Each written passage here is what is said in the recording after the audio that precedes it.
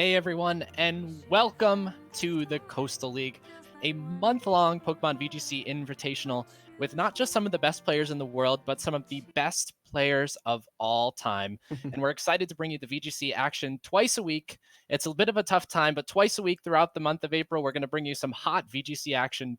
And this tournament is going to be part of a 5K prize pool.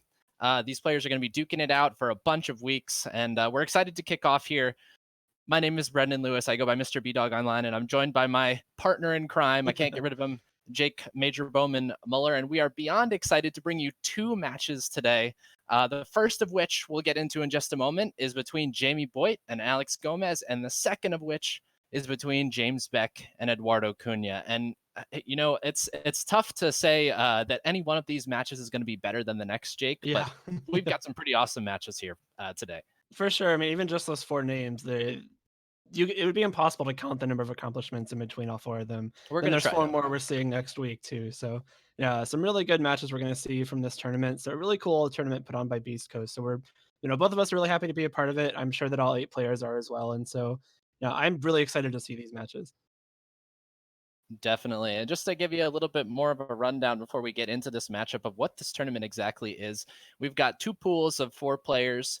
It's going to be a traditional round robin through the 2 pools, and both of the top 2 players will advance to a top 4 playoff brackets, at which point the players will start competing for, like I said, a $5,000 prize pool. And we have some of the biggest names in VGC, like I said, not just right now, but some of the biggest names in VGC ever. Yeah. And we kind of highlighted what we're going to be bringing to you today, which is Group A, Jamie Boyt, Alex Gomez, James Beck, and Eduardo Cunha. And on Group B, in Group B on Thursday, Lou Cromie and Lee Provost will be bringing you Group B, which is Marcus Statter, Francesco Pardini, Aaron Zhang, and Sajin Park. So some incredible, incredible players are going to be Yeah. duking it out. Absolutely. Yeah. I'm jealous of Lee and Lou on Thursday too, because those are some amazing matches. But hey, I don't think we're losing much here on day one as well. I We don't think got we're some. losing anything. Yeah, exactly. Yeah, good point. Well, I guess let's just jump into the player intros. I believe. I think first up we've got Jamie Boyt, who will be facing PokeAlex today. Jamie, known for using some kind of out there Pokemon, and you can definitely see that on your screen right now. There is no shortage of Jamie Boyt spice on this team. He's got the Surfetched, the Mimikyu, the Bisharp, the Dracovish, the Dragapult, and the Incineroar. Of course, a player that definitely likes to play offensive teams, and I'd hazard to say that this is actually one of his more standard-looking teams, which is Yeah. kind of amazing to say given some of the Pokemon that are on that team. But you do kind of see, based on the Pokemon there, that he does want to kind of seize momentum and make sure that he's constantly going to be hounding down Alex with strong attacks here today. Some really strong attackers, specifically physical attackers on that team. Yeah, physical attackers, but a couple of them really not having some of the weaknesses of normal physical attackers. Bisharp, we know, has that Defiant ability, which kind of turns Intimidate on its head and gives you a boost. And Surfetched, with the newly buffed Scrappy, actually is immune to Intimidate as well. So those two really don't mind Intimidate. Dracovish does a little bit, but I think even in -1, Dracovish is still going to be dealing some huge damage with that Vicious Rend.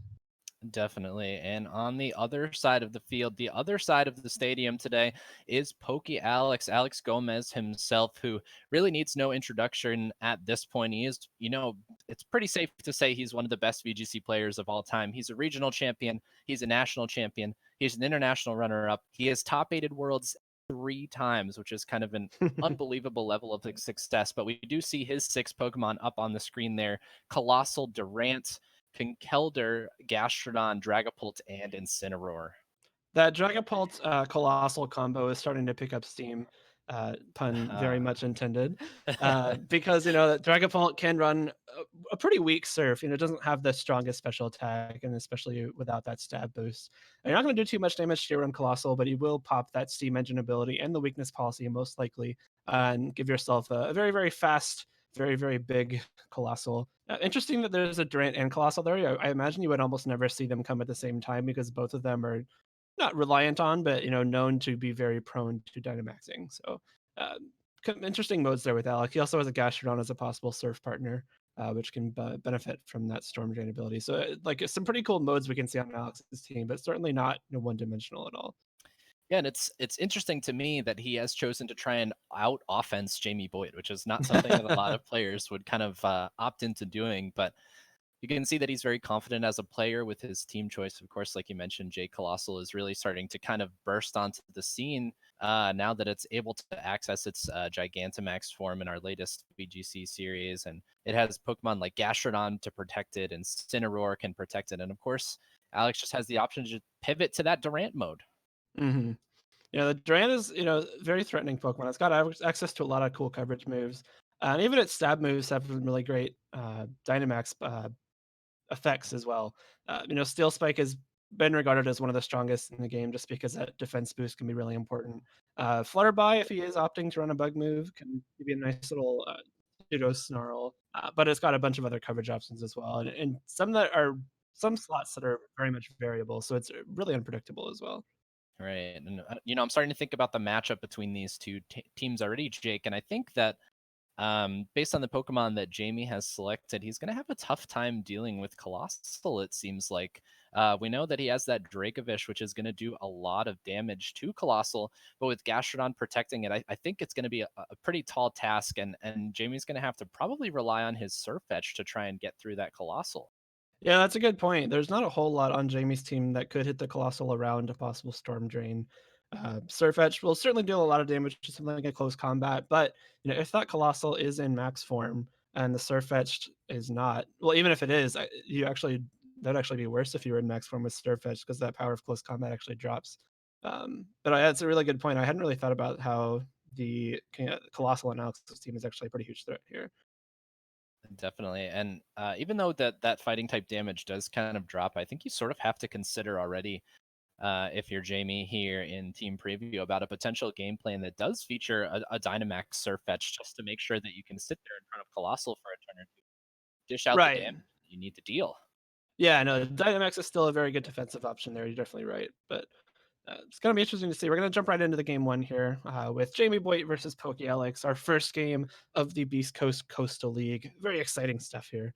Yeah, there's some really cool Pokemon on both sides of the field that these two trainers are going to choose from to kick things off here for us. And we're going to, I think, by all purposes, by all indications, are going to get a very offensive matchup here. Yeah. And PokeAlex wasting no time going straight into that Dragapult Colossal lead, and it's really just going to force Jamie to find a way to deal with it immediately. That Surf plus Steam Engine is going to give Jamie's combination of Ghost Pokemon, the Mimikyu and Dragapult, a tough time. Yeah, but Jamie has a pretty strong combo of his own. One thing that Mimikyu can do is possibly go for something like a Shadow Sneak targeting his own Dragapult and pop a potential weakness policy, which, if you choose to Dynamax that Dragapult right away, would do some huge damage with those +2 max moves. So, really cool options here. I love that Alex just went straight for the Colossal mode because he identifies that that's a pretty huge threat for Jamie. Yeah, definitely. He kind of put the onus on Jamie to really respond to that Colossal mode, and I'm interested to see what exactly Alex's Dragapult is going to do because we've started to see them early in the format. We saw a lot of that Scarf Surf from Dragapult, and now Yeah. they've kind of pivoted more to like a Sash, and they can run moves like Ally Switch or some sort of screen, like a Thunder Wave, any sort of like the ridiculous move pool that Dragapult can choose from. But it is going to be a Dynamax first from Jamie's side of the field, with Colossal being his own selection. And Alex is going to respond with that Dream Ball, probably a Gigantamax Colossal here, which is going to be a really exciting matchup to see There it straight off the is. bat. Yeah, no, the Gigantamax Colossal coming out right away. Very likely that Alex will be going for a Surf here, but we actually do see that Shadow Sneak right off the bat.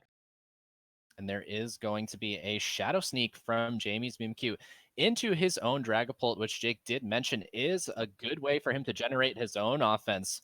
+2/+2 to him, and I think we're about to see +2/+2 to Colossal as well. But thanks to the speed changes, we are going to see Steam Engine make it so that Colossal will be outspeeding Dragapult, but Dragapult, thanks to its Dynamax form, likely going to take what is, by all accounts, going to be a Vocalith relatively well. Yeah. Of course, Gmax Vocalith is the signature move of Ooh, flare right Colossal away. and does lay down that residual damage, but a Max Flare going to be the choice into Mimikyu. And thanks to Surf busting the disguise, it is going to be a clean knockout. So a big knockout for Alex here on turn one. Yeah, I really like that max flare play. You might be tempted to go straight for that max Volcolith, just because you want that secondary effect right away. But if you flare first, that means on the next turn you have a stronger flare, and you can save the Volcolith for later. Because if you Volcolith now, you're going to be doing a little bit of chip damage to that Dragapult with that secondary effect. Since it isn't that Dynamax form, it won't be doing as much damage as it possibly could be, and you get to Volcolith a later turn, just so some of the other Pokemon on that side of the field take a little bit more damage. The Right. Surf breaking Disguise on Mimikyu is also huge there too, because now instead of Mimikyu staying around and possibly being able to Shadow Sneak the opposing Dragapult or do something else, even just save it for later in the game. Now it just gets knocked out, and so Alex takes Pokemon advantage here, while taking a lot of damage from his Gigantamax Colossal from that Max Phantasm too. So Dragapult's certainly still a threat here on Jamie's end. Yeah, the surf busting disguise is kind of an interesting interaction because you almost forget that surf actually does deal Right. damage to the opposing Pokemon because it's used almost exclusively to activate that Vocalith, with Exactly. very much coming in handy there. But perhaps that's just the trade that Jamie was looking for anyway, as he was able to get his own boosts up. And now Mimikyu, which can be kind of a passive Pokemon on the field, will be removed from play. A max guard from Colossal is going to be the selection here, and the Sucker Punch is going to fail as a result of it.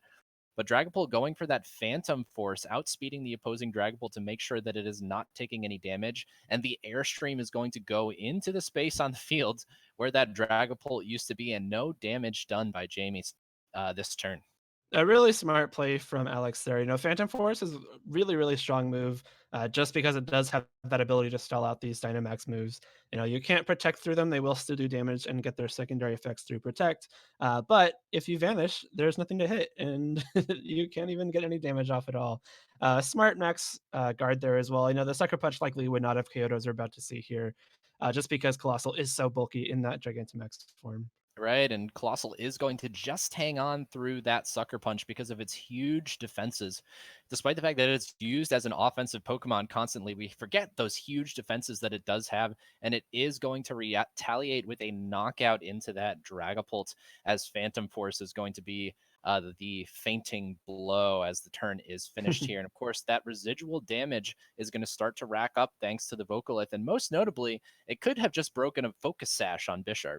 Yeah, exactly. We saw the Sucker Punch go off without any Life Orb boost. So Focus Sash, another common item on Bisharp, very likely the item there on Jamie's end. Huge turns from Alex here.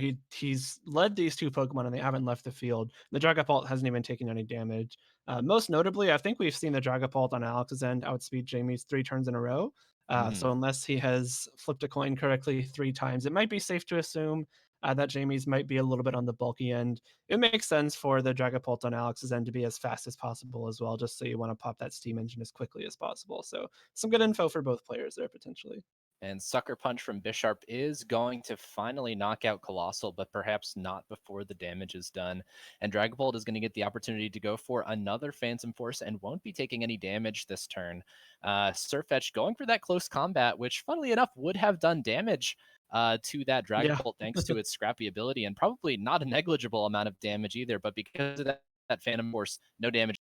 Yeah, Scrappy allows the Surfetch to turn from, kind of a liability against ghost types to a big threat. Surfetch has a very, very high natural attack stat.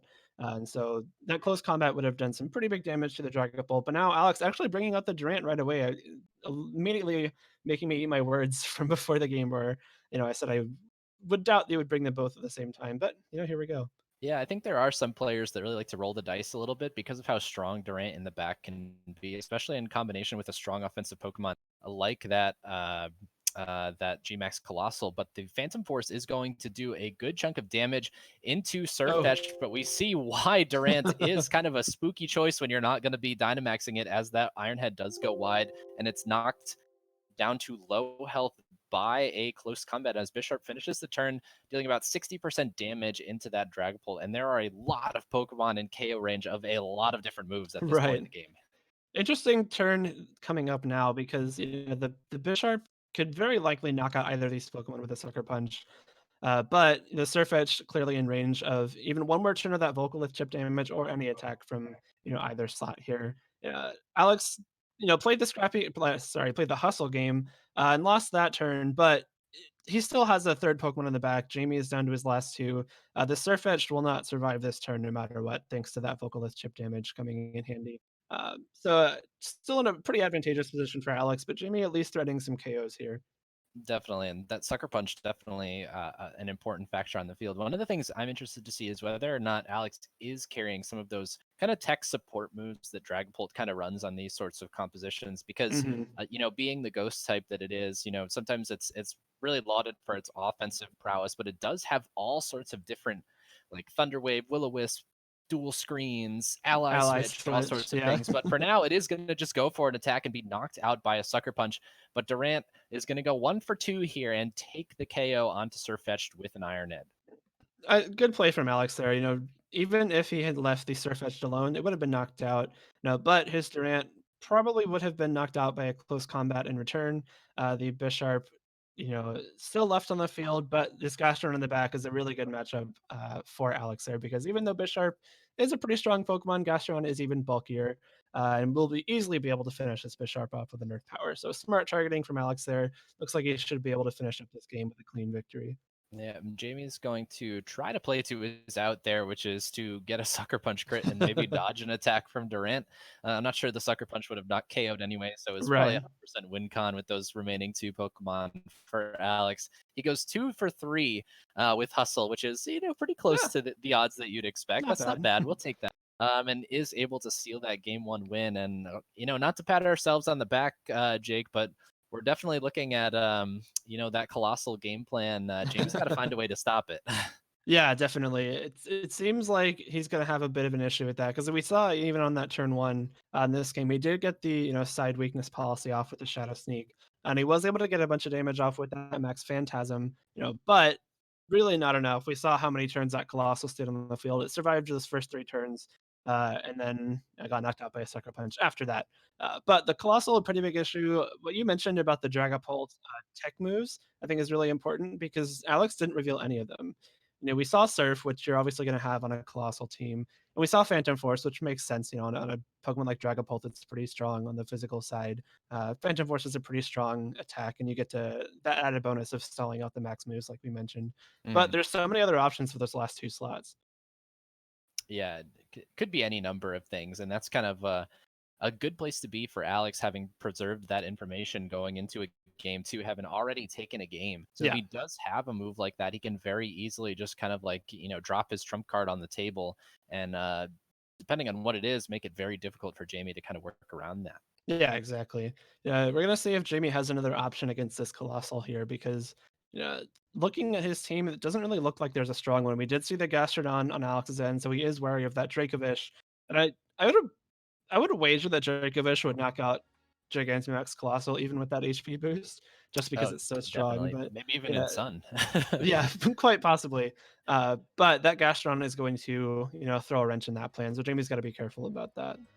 Yeah, I think he's probably gotta think about trying to pivot to some sort of a max game plan with Surfetched. And we know Mimikyu does Hmm. get access to Trick Room, which would definitely give him a way, if he was able to get it up, to deal with the fast Colossal mode. And then Surfetched really could shine against that team in Trick Room. But we are going to see Alex just kind of go right back to that lead and, again, really just put the onus on Jamie to stop that lead. And Right. Jamie is going to go to a combination of Bisharp and Mimikyu this turn. Yeah, Whether or not interesting. this is going to be enough to deal with Colossal, I don't know. Right. He's switching it up at least. He knows that game one plan didn't really work so well. But same lead from Alex. Really not surprising. Just has based on how well it worked last game. I don't know. Jamie possibly knows something that we don't, and might have a bit of a cheeky game plan. He does have some of those up his sleeve from time to time, I'm sure. So Right. this really isn't a matchup he neglected when building this team. One of the first things I was thinking about is double priority into Dragapult to try and prevent the Surf from going off at all, but he's actually Yeah. just going to go ahead and switch Bisharp out immediately. So it seems like instead the gameplay was try and bait a flare and switch out. But there is the tech move we were looking for, Oh. as Thunder Wave from Dragapult is revealed, and it is going to go into Mimikyu as Colossal just goes for a Heat Wave. So this, the best laid plans for Jamie, but ends up looking kind of disastrous as far as the turn one goes. as even if the Trick Room goes up now, without that Steam Engine, Colossal is still a very slow and threatening Pokemon under these conditions. It's slow and threatening, but without that weakness policy boost, it's not entirely too threatening. And the Incineroar switch is really great here. We saw the Incineroar not come from Jamie in game 1. So good mix up here. Incineroar has a very great matchup against Dragapult in general. And, possibly, given that this Colossal is meant to be fast, it might be trained to be even faster than kind of a neutral Incineroar. So this could be a pretty strong spot for Jamie. The paralysis, the unfortunate chance to get fully paralyzed and not move is there. But with Trick Room going up, Mimikyu is actually going to be even faster, quote unquote, than it would be normally. So interesting turn there. The Thunder Wave is, I think, a really cool move on Dragapult that allows it to support the Colossal even better. And it is one of those tech moves that we didn't get to see in Q1. Yeah, that's an interesting one. And PokeAlex is going to pivot into Conkeldurr here to give him an even stronger Trick Room option. We've seen exactly what Conkeldurr can do, as it kind of went on its tour de force for during the Champions Cup this weekend. Yeah. But there is going to be the Gigantamax opted into by Alex here, as that Gigantamax Colossal is going to take the field and threaten quite a bit of damage. Of course, not so much as you might hope, given that it has lost its, or not gained its weakness policy boost, I guess, but a Shadow Sneak from Mimikyu into Conkeldurr. Not going to accomplish a whole lot here, as the response from Alex is going to be that G-Max Vocaloid directly into that Incineroar, and it is not going to hang on. Incineroar is going to accomplish the grand sum of nothing as it takes the field and is going to be removed quite quickly. And the passive damage is going to be a big factor now. Of course, 1/6 damage per turn is nothing to sneeze at, and Mimikyu is already starting to feel the effects of it. Yeah, and switching in Conkeldurr means that now, if Alex wants to, he could even possibly do something like a Mach Punch into his own Vocaloid, or into his own Colossal, rather, to possibly activate that weakness policy. So he's got multiple options here. A great turn from Alex eliminating that Incineroar, which, as you said, accomplished exactly 0 things this game. Like the Shadow Sneak into Dragapult, I think, was just an attempt to get some damage off. Possibly knowing that the Dragapult would still be, or the Colossal would still underspeed the Mimikyu, and wanting to fire off an attack before it got knocked out. But Alex, another great turn there. He's really just been one step ahead of Jamie this entire match, because he didn't even bring the Conkeldurr in game 1. Possibly knowing that Jamie might want to pivot to a Trick Room mode this game, brings that Conkeldurr to Fora to threaten a lot of damage inside Trick Room. All right, and you say that Alex has been one step ahead of Jamie, but I think the story of the game is really the team matchup here. True. And Alex really has kind of brought the tools to be one step ahead of Jamie without too much difficulty. But Jamie is going to opt to go for that Dynamax, not Gigantamax, thank God.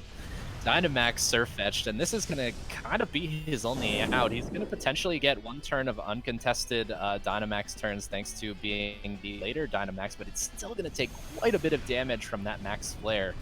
Probably not as much as a little bit more than he was hoping, rather, but a Max Knuckle is going to be the response and will deal not really all that much damage to Colossal and just proc its weakness policy.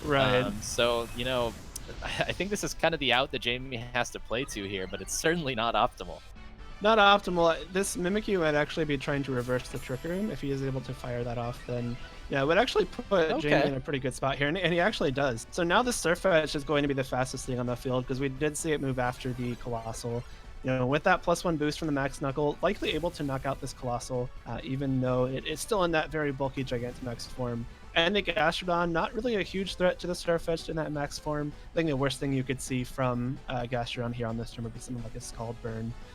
But Jamie putting himself in a position to actually, start threatening this Colossal more than he had before. It might actually be super close. I'm not sure if another Max Knuckle will be able to claim a knockout there, but if it does, that could be the kind of turnaround that Jamie needs here. Yeah, this is definitely kind of the best position that Jamie's found himself in at all during this series, and one of the things that we don't want to overlook is that Surfetch does get access to Leaf Blade. I don't want to say it's one of its signature moves, but it is something that you'll kind of frequently find it running because of that leak, that unique item that you can use to basically double your crit chance. So it is threatening damage onto Gastrodon in addition to that Colossal, but Alex is just going to swap out his Gastrodon this turn and bring that Dragapult back onto the field, which will take a Max Overgrowth much better Right. than that Gastron will. But actually, Max Airstream is going to be the play, so a nice one Ooh. by Jamie. I'm not sure that's going to let him outspeed Dragapult, but it is going to hang on with the Focus Sash and do quite a bit of damage at +1.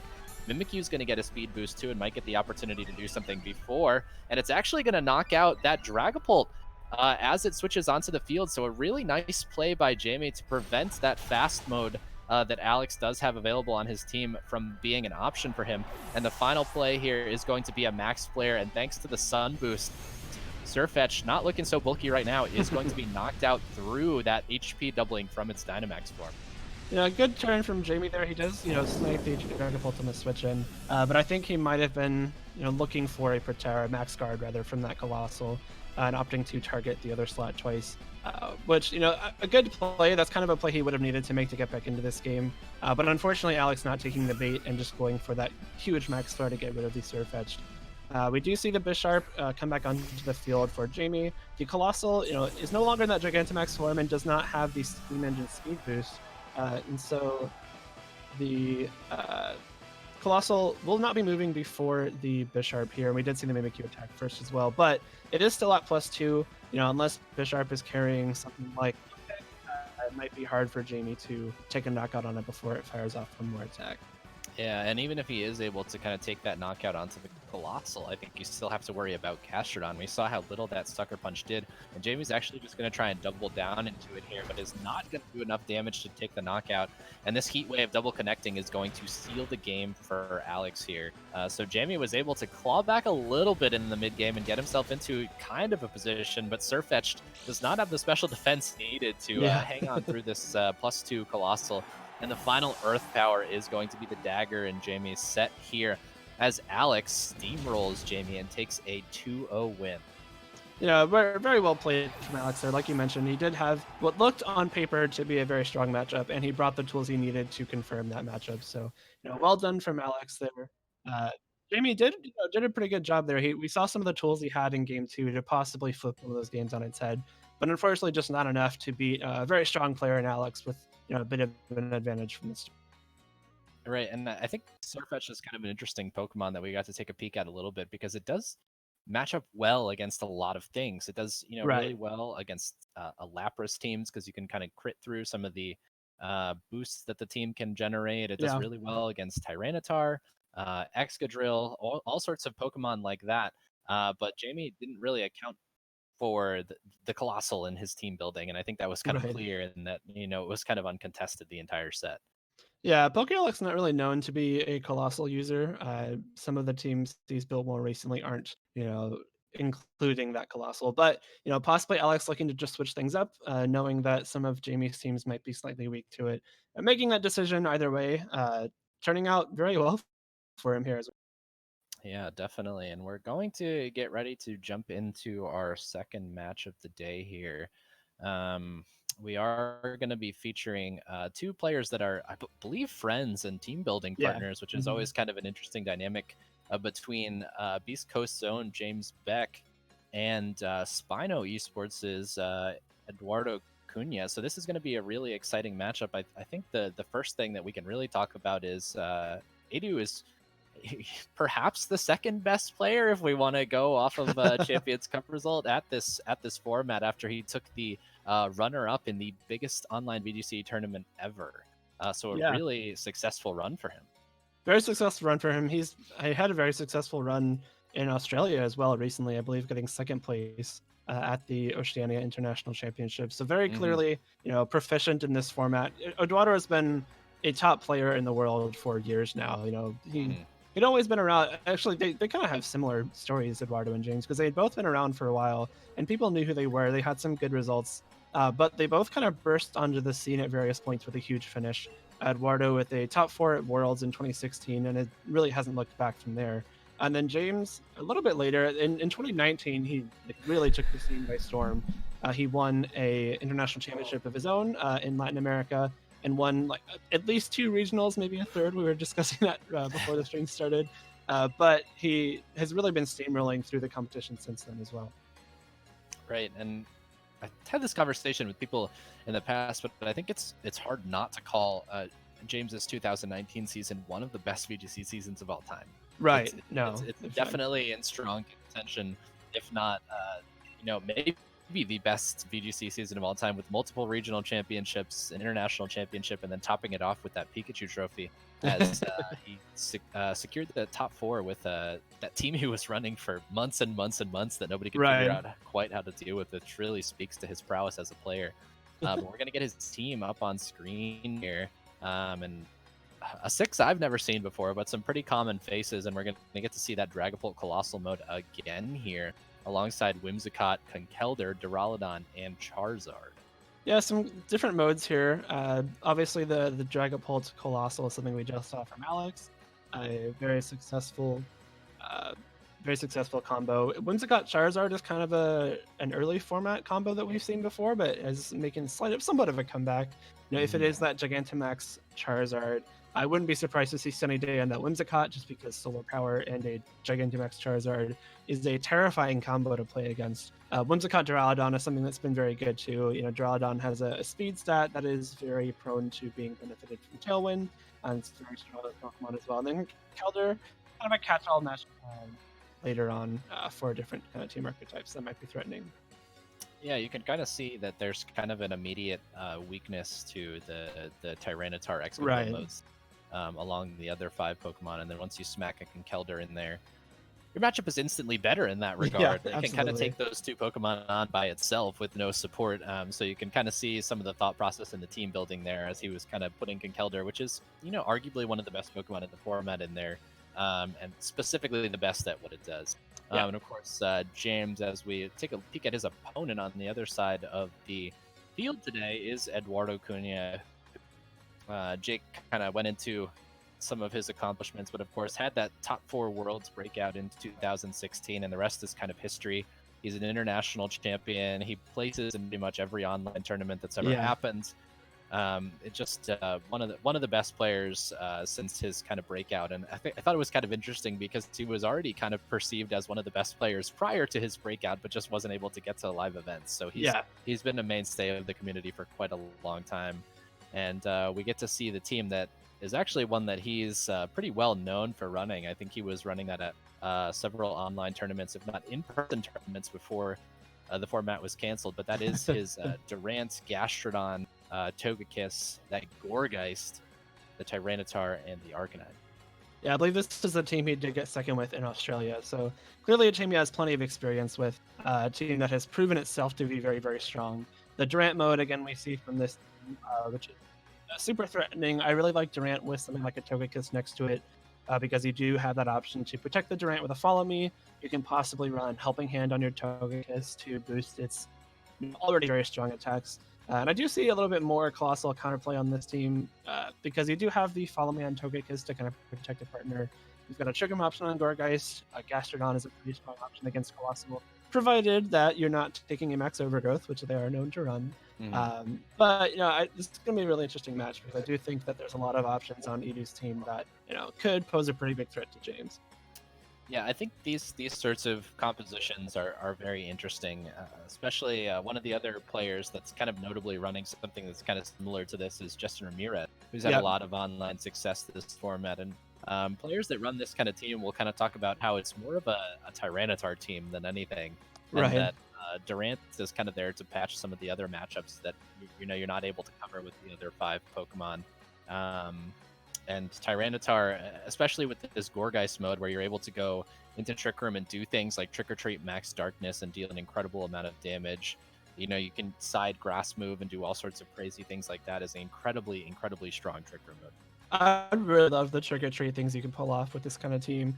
On stream in Australia, I believe we saw, I don't remember if it was Edu himself or someone else using Gourgeist, but we saw someone Trick or Treat their own Tyranitar so they couldn't take a fighting move from an opposing Conkeldurr or something like that, which was such a cool play. Like that kind of stuff that gives you so many options. But the Trick or Treat into a dark move is such a strong combo. Obviously, you force either a neutral matchup on something that could resist a dark move, or just a super effective damage onto something that might they're safe from Max Darkness, but not when they add a double damage boost.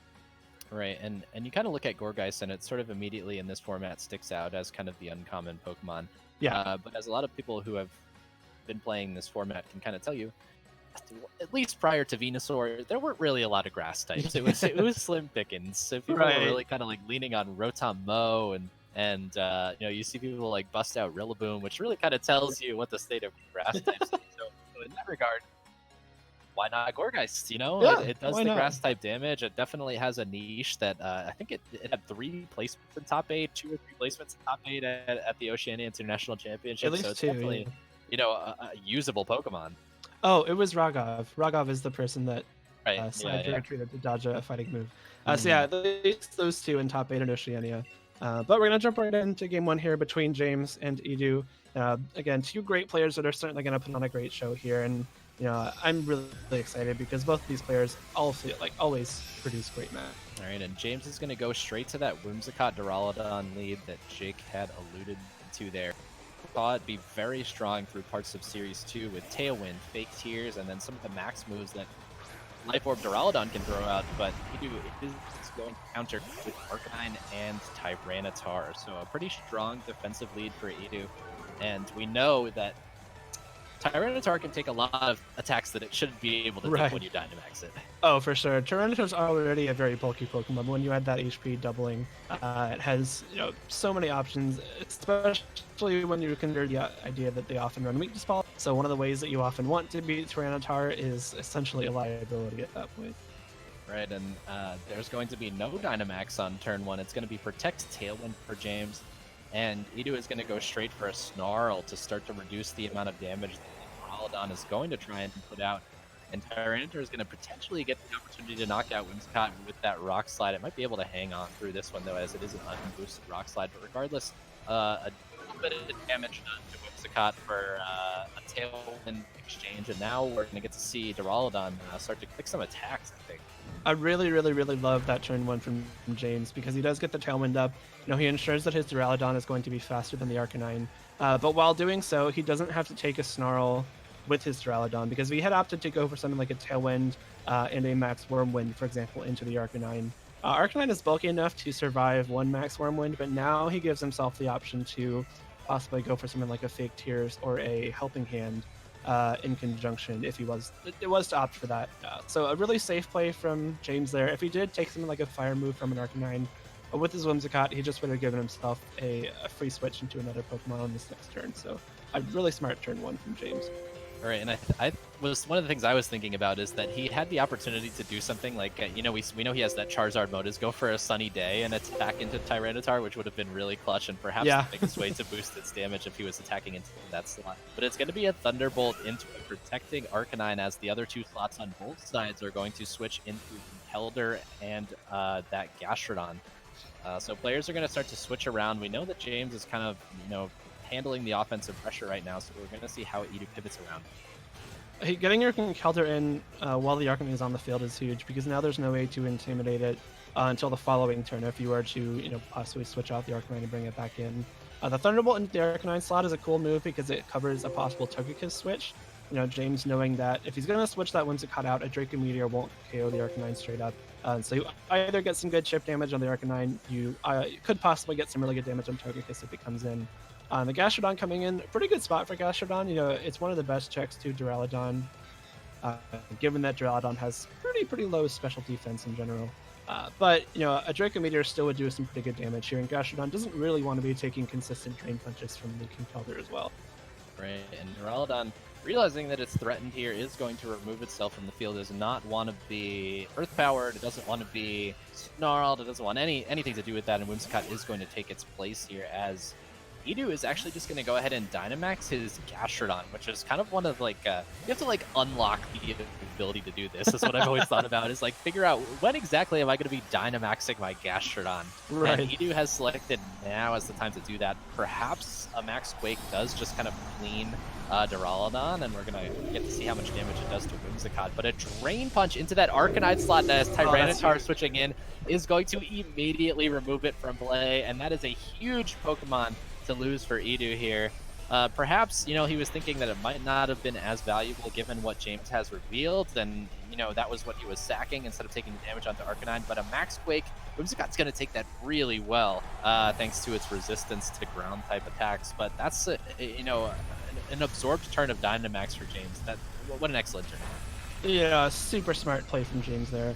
You know, the Drain Punch would have done some pretty good damage to Arcanine, but sniping that Tyranitar on the switch in is huge because now the Tyranitar just no longer an option for Edu. You know, if James does have something like a Charizard sitting on his bench, then there's a lot less counterplay that Edu has to it because that Sand Setter is gone. The Arcanine comes back in, gets an Intimidate down on the Kinkeldurr, which is nice. Kinkeldurr being at -1 attack won't be able to do too much damage to the Arcanine or the Gastrodon. I do like the Gastrodon Dynamax there because it would have been able to stomach anything from the Duraludon and knock it out with that Max Quake. And if not, if the Duraludon had Max, for example, it would have done a whole lot of damage and gotten itself the +1 special defense. Gastrodon actually kind of an underrated Dynamax Pokemon in my opinion because Max Quake, you know, similar to Steel Spike, like I mentioned earlier, is one of the best Dynamax moves just because those bulk boosting Dynamax moves are just so valuable to your entire team. All right, and Charizard is going to switch in. As you mentioned, Jake, that Charizard in the back is going to be a hugely threatening Pokemon as it takes a crit Flamethrower. Not exactly what you want to see if you're James, but not all that bad, as Drain Punch from Kinkeldurr is going to do about 50% to Arcanine. That's still pretty solid damage. That's at -1. Yeah. We didn't see it use. It didn't Life Orb proc or anything, did it? Is it really No. just that strong? I guess. Okay, Kinkeldurr. And the final Pokemon to move this turn is going to be that Gastrodon, which does get a Max Geyser. Is it into the right slot? And it's only going to be into Kinkeldurr. I was wondering if that was into the Charizard slot, which would have been a huge play to try and make, given that was a Whimsicott a moment ago. But Charizard's going to be safe for now, and does have the option to just kind of like max and go for an Overgrowth if it wants to do that. Yeah, you know, good play from Edu there, getting some damage off with the Geyser. He is able to put the weather in his favor, so now the next Max Geyser he fires off will be a little bit stronger. But, you know, the Charizard revealing itself means that, you know, with the Tyranitar gone, it's going to have pretty much free reign to start firing off some really strong attacks. You know, with the Whimsicott still being preserved, he does have the option to go for something like a Sunny Day as well, which in conjunction with the Solar Power ability will fire up its moves to an even stronger degree. Something like a Max Airstream in the sun will easily be able to pick off the Arcanine. If it is carrying Solar Beam, the Max Overgrowth will do a lot of damage to that Gastrodon as well. It is at +1 special defense, so that is, you know, at least a bit of a boon to Edu here because he does have the option to possibly Max Quake one more time, get a little bit more special defense. I'm not sure if that will even be enough to protect it from a Charizard. Although this Togekiss with the Follow Me just might be. It definitely could be. There are a couple switch outs from both sides of the field as Togekiss and Duraludon both come out for their respective trainers, and a Max Quake into Kinkeldurr is going to be the selection for that Gastrodon's last turn of Dynamax, and you can kind of see what James is doing here. He's kind of identified his Charizard Whimsicott win condition, and he's just looking to pivot around until he can get both of those Pokemon onto the field at the same time without being threatened offensively. Yeah, smart plays from James there. Like you said, the Charizard Whimsicott's going to be huge for him in this endgame here, but I wouldn't underestimate the power of this Duraludon now as well. This Duraludon is facing a Togekiss, which is really something it wants to be facing. It's a pretty strong matchup for Duraludon there, especially the more offensive Duraludon because it does have that very strong Flash Cannon, possibly even something like a Max Steel Spike if he opts to max it. You know, we do know that this Gastrodon is at +2 special defense, and given it's already a positive matchup against Duraludon, it's sitting in a pretty good spot here. But I believe we're going to see the Dynamax from James's Duraludon this turn, so opting not for the Gigantamax Charizard, but this Duraludon to start taking some KOs here. Yeah, I like that decision. I think, you know, to just play to a Solar Beam instead of it having to be a Max Overgrowth as a way of dealing with Gastrodon is probably totally fine. But Togekiss a little bit ahead of that Duraludon, as it is going to block some of the damage with the Protect. Max Lightning going into that Togekiss slot, and it's going to do, you know, still a decent amount of damage through that Protect, but not as much as it would have, certainly. And more importantly, it's going to give that Gastrodon an opportunity to move this turn, as Duraludon reveals its item, which is the Life Orb. Could have been, you know, readily assumed, I think. And Drain Punch at -1 is going to do about 35% Gastrodon, which is still pretty good damage. It's got to be Iron Fist, I think, is what we're looking at, Jake. And Earth Power from Gastrodon does quite a bit of damage to Duraludon, even through that Dynamax form, and is going to bring it into that yellow health, definitely in range of another Earth Power, and potentially in range of a Dazzling Gleam. Yeah, that's huge damage. That goes to show you that Gastrodon would actually just be able to straight up one-hit knockout on this Duraludon if the Duraludon was not in max form. So that's good info for both players. But the Max Lightning into Togekiss, again, kind of covering a switch. It does do super effective damage to Togekiss. It would do a good chunk to Arcanine if Edu switched that in. It also kind of bypasses a possible Babiri Berry, which is an item that a lot of Togekiss have been running to give themselves a more defensive option. But this Max Lightning, with the boost from the electric terrain set up from their previous Max Lightning, easily enough to knock out this Togekiss, which leaves Edu down to 2 Pokemon. Absolutely. That Togekiss, unfortunately, never really had a chance. And Whimsicott's going to get the opportunity to switch onto the field relatively for free. It's not going to take any damage, but that recover coming from Gastrodon is definitely going to matter as we go into the end game. It's going to be really hard for James to deal with it with some of the special attackers that he's trying to lean towards now that it's at +2 and it's back to full health as Arcanine retakes the field here. Yeah, it's going to be tough to deal with, thanks to that boosted special defense, like you mentioned. But the Conkeldurr in the back we saw did, almost half of Gastrodon's HP with the Drain Punch at -1. So when the Conkeldurr comes back in, if this Arcanine is able to be knocked out beforehand, then I think Edu, or rather James, has a pretty good shot at, kind of breaking through this Gastrodon's defenses thanks to that Conkeldurr's Drain Punch. Right, and James is going to go ahead and trade his Duraludon for a Tailwind and a little bit of chip damage onto Arcanine here. And you could kind of see it through most of the game, but it becomes kind of apparent that he is sort of playing to that, whatever end game he can kind of get to that would allow him to hit that Gastrodon. And I'm not really sure, honestly, Jake, whether or not his best option is to try and go for, a Sunny Day Charizard option and hit it with the Solar Beam, or if he'd rather just kind of sit Conkeldurr in front of it and see how many times he can Drain Punch it and try not to get Scald. Right. Yeah, at this point, I'm not even sure that Solar Beam would KO the Gastrodon. We know that Gastrodon... It could be Rindo Berry. Yeah, I know. That's an item that a lot of Gastrodon do run. Some of them opt not to run Protect, so if that is a Gastrodon that isn't able to protect itself, this could be the time for the Charizard to fire off the Solar Beam, but you still got to be careful here. You know that this Arcanine is still threatening Snarls. You really don't want to be taking Snarl with your Charizard if you can avoid it. Sunny Day is here, so we do see that combo here with the Charizard, looking to fire off a very strong attack here thanks to that Solar Power boost. And Charizard's actually going to opt to just go for the knockout onto Arcanine here. It's not going to target Gastrodon, at least for this turn, and it is going to give itself the opportunity to go for a Scald. That's a 2-hit knockout even in the sun, so James is going to have to find a way to handle this Gastrodon. It's starting to look a little bit more bleak here. I thought Charizard was going to be his way to kind of get an out, and it's looking like it's not even going to be able to handle that Gastrodon very well. Yeah, I don't mind that play though, because now that the Arcanine is gone, it's really just this Gastrodon against the world. And if you're able to get some good damage off with your Conkeldurr and that Drain Punch, you're able to get that self-sustaining Drain Punch going, so you're not going to be taking too much damage on average per turn. And you still have the chance to fire off some moves here. We actually see Air Slash come out twice, and we didn't see any Life Orb damage from this Charizard, so that could be indicative of something like a possible Choice Specs, maybe? If you see it, like Choice Specs, Choice Scarf. True, yeah, Scarf is an option, but that Air Slash did a lot of damage still through that +2 special defense. So it could be a little hint as to what item it might be running, but I think this is exactly the position James wanted. An Air Slash here into the Gastrodon, plus a Drain Punch from the Conkeldurr is going to be able to finish off this Gastrodon. So very back and forth game one, but James is able to come out on top after some pretty strong start with a few kind of positioning turns, and just able to kind of go back and forth with Edu until he was able to chip away at Edu's resources. All right, now that I'm thinking about it, maybe Air Slash is just like the higher percentage win condition. With the special defense boost, you get the flinch chance, and it seems likely that it's Rindo Berry. I'm not sure if that was actually shown or not, but maybe it is just the better option, and he's not choiced at all.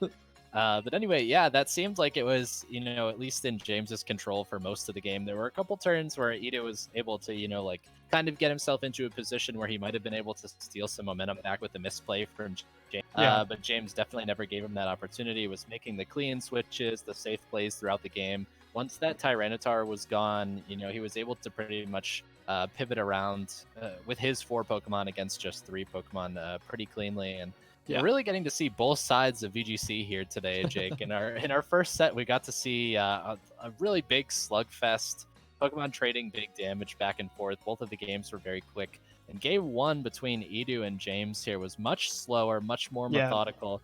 Chip damage matters, intimidates mattered. special defense boosts matter, and both players really playing to an end game instead of trying to trade damage immediately. That's kind of exactly what I expect from most games that involve Edu. That's kind of the playstyle he's known for. He rarely builds these super hyper offensive teams that try to win games in 4 turns.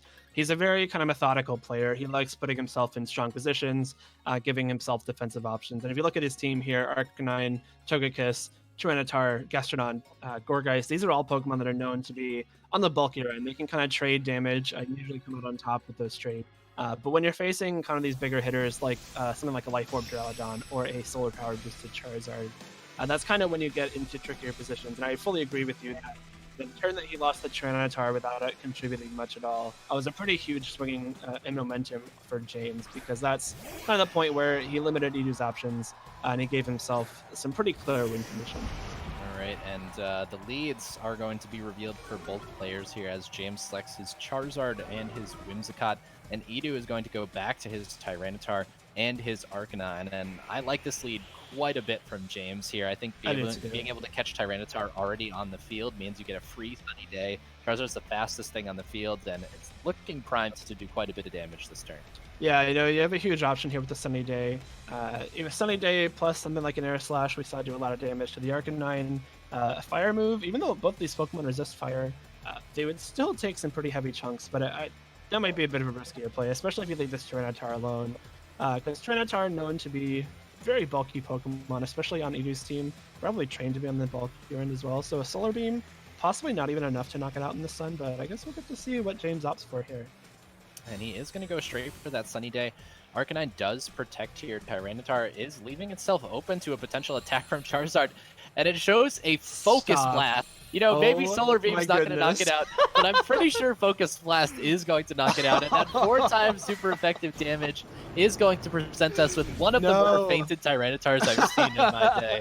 And that was not expected at all, and just like in Game 1, we're going to see Tyranitar go down to a fighting move very early, and all of a sudden, no Dynamax turn.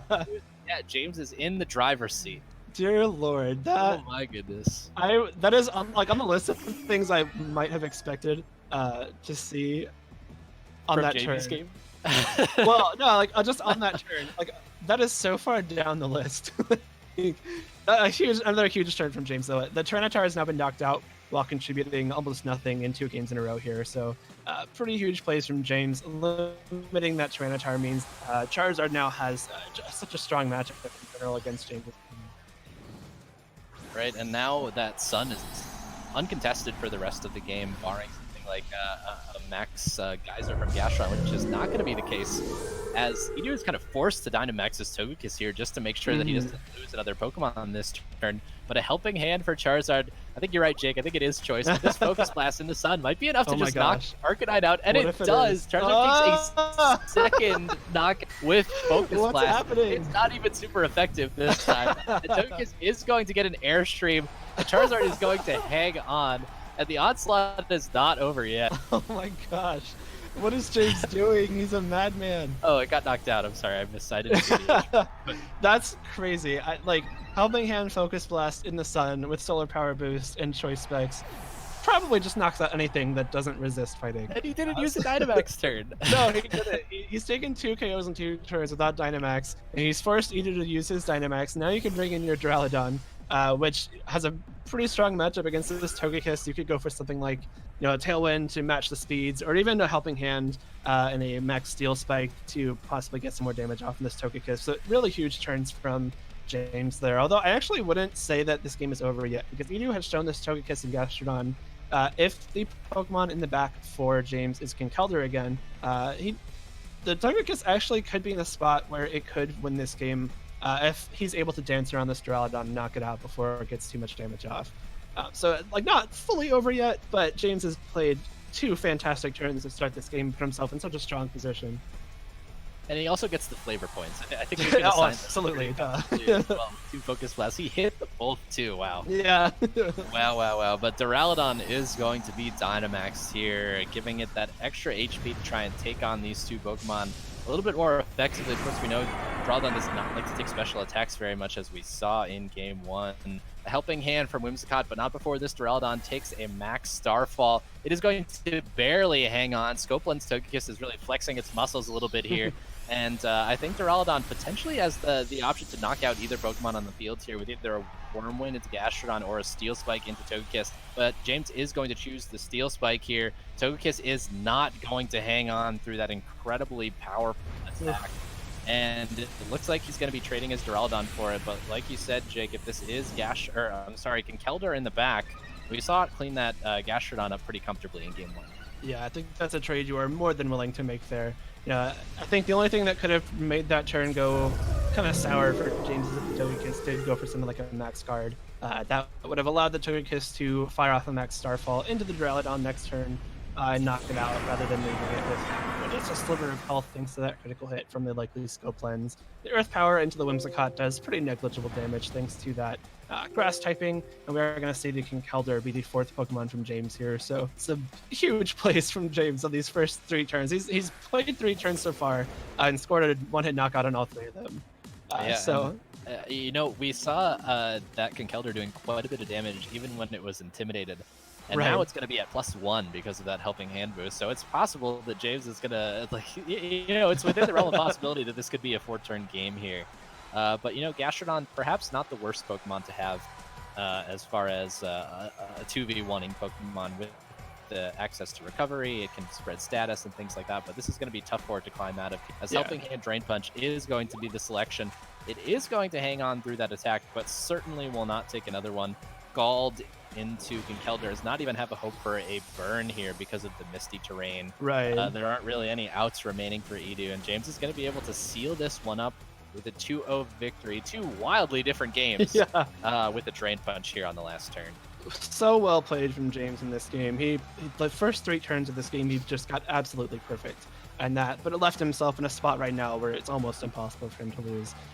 We were talking about how Edu likes to play teams in such a way that, or build teams and play them in such a way that he gives himself these defensive options where you can play a bit of a longer game, kind of force your opponent to show their hand and then decide how you want to go about tackling it. But when you lose your biggest pieces of those puzzles right the first 2 turns, your options are just gone. Like James evaporated 2 of Edu's options on consecutive turns while taking pretty much no damage in the process. So really tough for Edu to recover from that, especially given the huge offensive options that James still had at his disposal.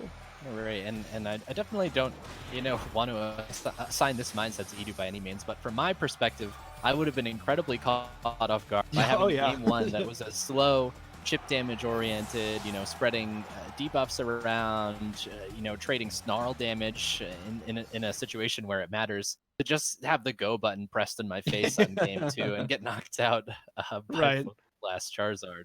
So that's, I really like that lead though. Really tough to deal with those 2 different kind of game styles that James has available to him.